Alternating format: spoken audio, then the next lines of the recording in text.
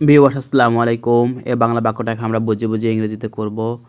আমি একজন শিক্ষক ছিলাম। তো যখন বলা হয় যে আমি একজন শিক্ষক, তখন আমরা সহজে বলে দিই I am a teacher. But যখন আমরা ছিলাম তখন এটা যদি বলা হয় তখন আমরা দ্বিধাদ্বন্দ্বে পড়ে যাই যে কী হবে। এটা আমাদেরকে যেহেতু ছিলাম, এটা আমাদেরকে পাস্ট টেন্সেই করতে হবে। তো ফার্স্ট টেন্সের নিয়ম হচ্ছে প্রথমে সাবজেক্টটা লিখে নিতে হবে। সাবজেক্ট যেহেতু আমি, সেজন্য আমরা আই নিচ্ছি। আই যেহেতু আমি ছিলাম, এখানেও আমরা হেজিটেশনে পড়ে যে এখানে ওয়াজ হবে নাকি হ্যাড হবে।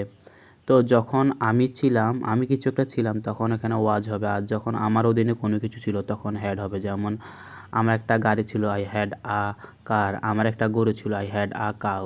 এভাবে হ্যাড হবে। যখন বা আমি ছিলাম, আমি শিক্ষক ছিলাম, আমি ছাত্র ছিলাম, আমি ছিলাম, তখন সেক্ষেত্রে আমরা ওয়াজ ইউজ করব।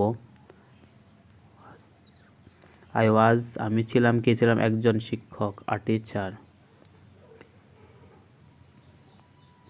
আই ওয়াজ আ টিচার, আমি একজন শিক্ষক ছিলাম। ধন্যবাদ। আসসালামু আলাইকুম। ভিডিওটা কেমন হয়েছে কমেন্ট করে জানাবেন।